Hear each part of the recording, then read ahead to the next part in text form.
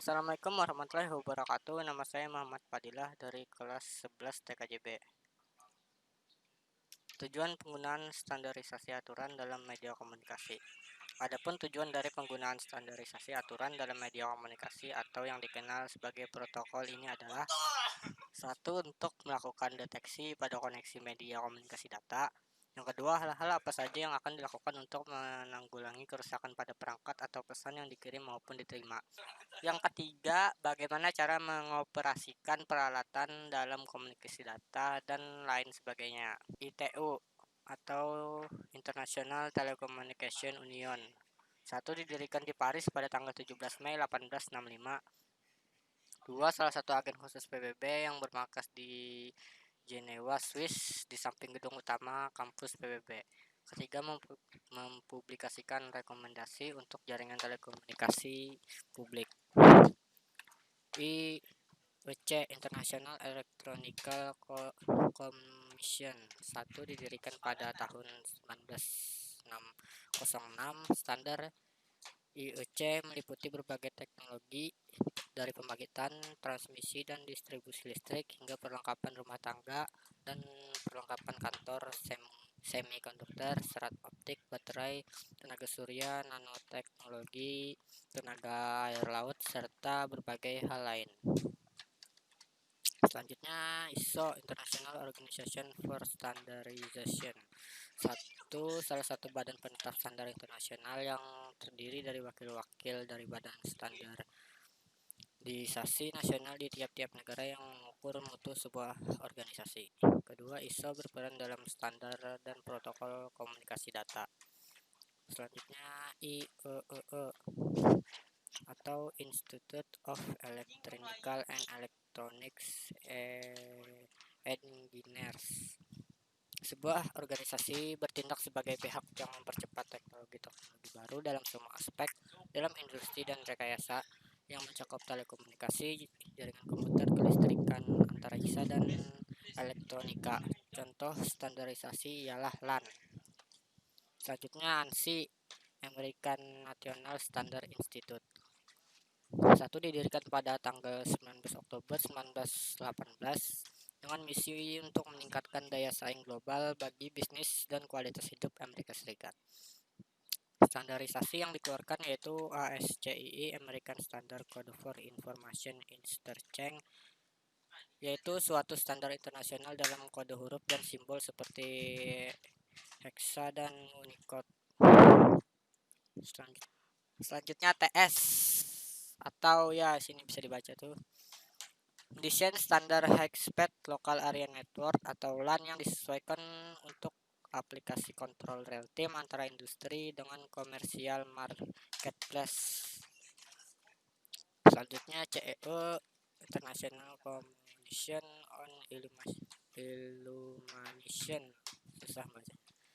Organisasi yang didedikasikan untuk kerjasama internasional dan pertukaran informasi di antara negara-negara anggotanya tentang semua hal yang berkaitan dengan sains dan seni lighting. Yang kedua, standarisasi yang dikeluarkan yaitu dokumentasi ringkas data yang mendefinisikan aspek cahaya dan pencahayaan yang memerlukan definisi unik untuk harmoni internasional. Selanjutnya, DISA atau Data Interchange Standards Association, organisasi yang mendukung berbagai organisasi lain sebagai besar bertanggung jawab atas pengembangan standar pertukaran bisnis elektronik lintas industri. Selanjutnya, ECA atau ya itu bisa dibaca ya, organisasi standar dan perdagangan Amerika yang dibentuk sebagai aliansi asosiasi perdagangan yang untuk produsen elektronik di Amerika Serikat. Yang kedua, berhenti beroperasi pada 11 Februari 2011. EIA atau Electronic Industries Alliance, organisasi yang membuat standar serta menyuplai komponen perangkat elektronik maupun mekanik, konektor, kabel, komponen array dan assembly, serta material dan perangkat pendukung. Selanjutnya, ECMA atau Eropa Computer Manufacturers Association. Didirikan tahun 1961 bertujuan untuk mengembangkan standar dan laporan teknis untuk memfasilitasi dan standarisasi penggunaan teknologi komunikasi, informasi, dan elektronik konsumen. Merupakan organisasi standar untuk sistem informasi dan komunikasi. Selanjutnya ETSI atau Eropa Telecommunication Standard Institute. Didirikan pada tahun 1988 dan bertanggung jawab untuk pembentukan standar telekomunikasi teknis. Standarisasi yang dihasilkan yaitu standar GSM. Selanjutnya FCC, Federal Communication Commission, merupakan organisasi atau badan regulasi pemerintah Amerika. Organisasi ini mengatur dalam penggunaan frekuensi, bandwidth, dan maksimum power of the internal radiator. Selanjutnya IETF, Internet Engineering Task Force. Organisasi ini bertugas untuk mempelajari masalah-masalah teknis dalam jaringan komputer dan internet, kemudian mengajukan solusi kepada organisasi yang bernama IAB, Internet Architecture Board. Organisasi ini mengatur standarisasi protokol TCP atau IP untuk internet. Selanjutnya INCITS, tahu ya itu kepanjangannya, bisa dibaca. Organisasi ini menciptakan standar yang bernaung dalam informasi dalam komunikasi teknologi ICT yang meliputi media penyimpanan atau strong processing, transfer, penyampaian kembali informasi, dan lain-lain. Selanjutnya ITI merupakan organisasi Amerika yang mempunyai komitmen dalam meningkatkan kualitas kehidupan Amerika. Selanjutnya TIA merupakan organisasi yang bertugas mengadaptasi standar dunia ke dalam lingkungan Amerika. Standarisasi yang dikeluarkan yaitu radio, privat mobil, kendaraan antena, satelit, dan sebagainya. Selanjutnya CEN atau CELEC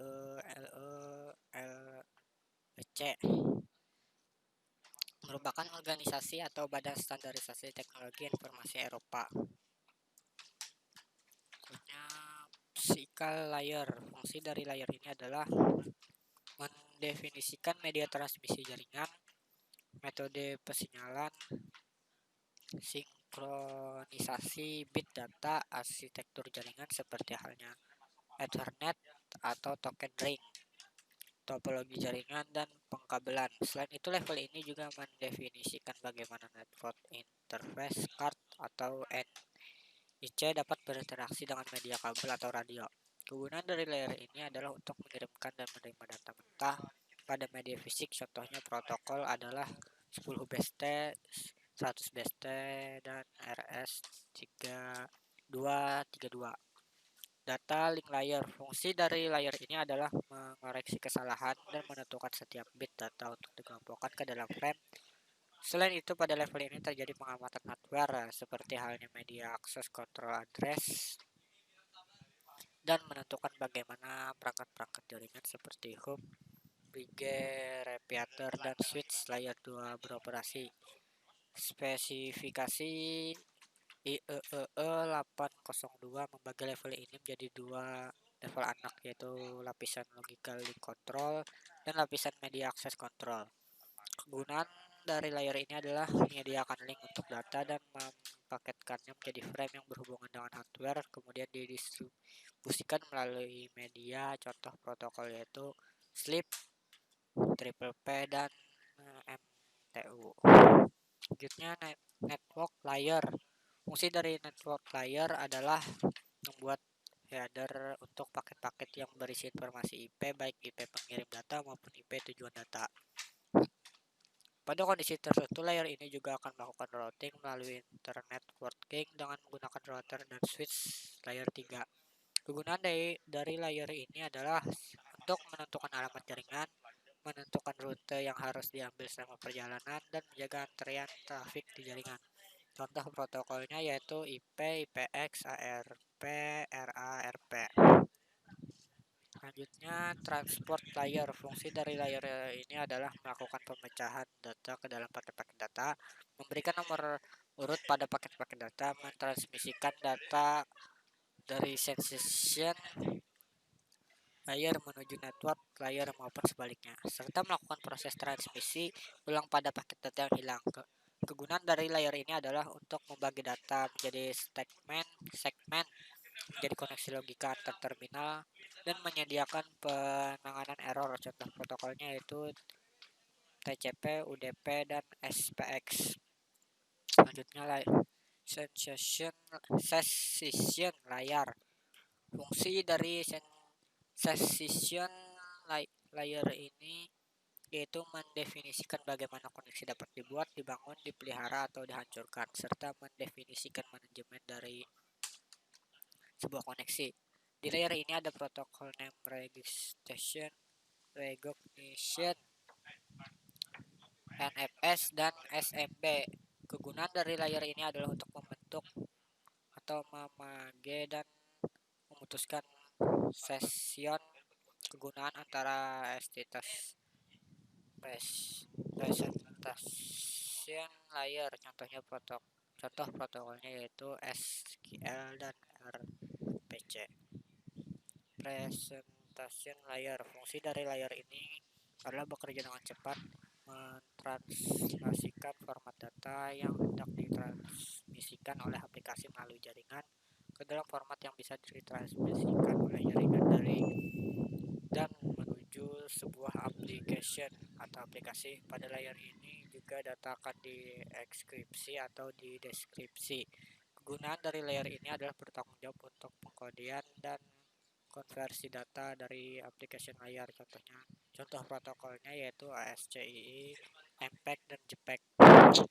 Selanjutnya, application layer merupakan layer di mana terjadi interaksi antar muka end user dengan aplikasi yang bekerja menggunakan fungsionalitas jaringan, melakukan pengaturan bagaimana aplikasi bekerja menggunakan resource jaringan, untuk kemudian memberikan pesan ketika terjadi kesalahan. Kegunaan dari layer ini adalah layer ini akan bertanggung jawab atas pertukaran informasi antara program komputer seperti program email dan service lain yang jalan di jaringan seperti server, printer, dan aplikasi komputer lainnya. Beberapa service dan protokol yang beberapa di layer ini misalnya DMTIP, POPH, HTTP, FTP, SMTP, dan lain-lain.